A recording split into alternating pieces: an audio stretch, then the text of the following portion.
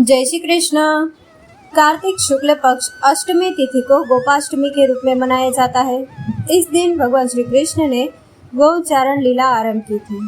इस दिन बछड़े सहित गाय का पूजन करने का विधान है। साथ ही गौ रक्षा का संकल्प भी लिया जाता है। तो आइए आज हम जानते हैं गोपाष्टमी की कथा। भगवान ने जब 6ठे वर्ष की आयु में प्रवेश किया तब एक दिन भगवान माता यशोदा से बोले, मैया अब हम बड़े हो गए हैं। मैया यशोदा बोली, अच्छा लल्ला, अब तुम बड़े हो गए हो तो बताओ अब क्या करें। भगवान ने कहा, अब हम बछड़े चराने नहीं जाएंगे, अब हम गाय चराएंगे। मैया ने कहा, ठीक है, बाबा से पूछ लेना। मैया के इतना कहते ही झट से भगवान नंद बाबा से पूछने पहुंच गए। बाबा ने कहा, लाला अभी तुम बहुत छोटे हो, अभी तुम बछड़े ही चराओ। भगवान ने कहा, बाबा अब मैं बछड़े नहीं गाय ही चराऊंगा।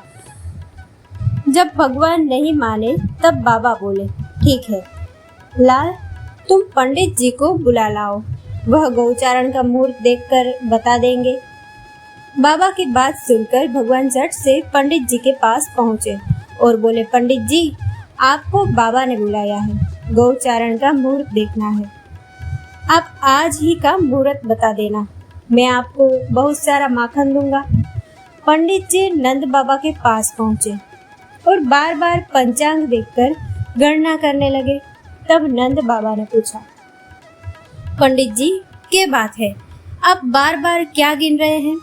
पंडित जी बोले, क्या बताएं नंद बाबा जी, केवल आज का ही मुहूर्त निकल रहा है, इसके बाद तो 1 वर्ष तक कोई मुहूर्त नहीं है। पंडित जी की बात सुनकर नंद बाबा ने भगवान को गौचारण की स्वीकृति दे दी। भगवान जो समय कोई कार्य करे वही शुभ मुहूर्त बन जाता है।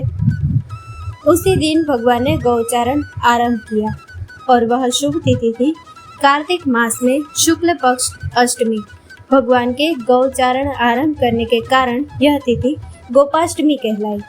माता यशोदा ने अपने लल्ला के श्रृंगार किया और जैसे ही पैरों में जूतियां पहनाने लगी तो लल्ला ने मना कर दिया और बोले, मैया यदि मेरी गौएं जूतियां नहीं पहनती तो मैं कैसे पहन सकता हूँ। यदि पहना सकती हो तो उन सभी को भी जूतियां पहना दो। और भगवान जब तक वृंदावन में रहे भगवान ने कभी पैरों में जूतियां नहीं पहनी। आगे आगे गाय और उनके पीछे बांसुरी बजाते भगवान, उनके पीछे बलराम और श्री कृष्ण के यश का गान करते हुए ग्वाल गोपाल, इस प्रकार से विहार करते हुए भगवान ने उस वन में प्रवेश किया। तब से भगवान की गौचारण लीला का आरंभ हुआ। दोस्तों, इस कथा को लाइक, शेयर और हमारे चैनल को सब्सक्राइब करना ना भूलें। जय श्री राम।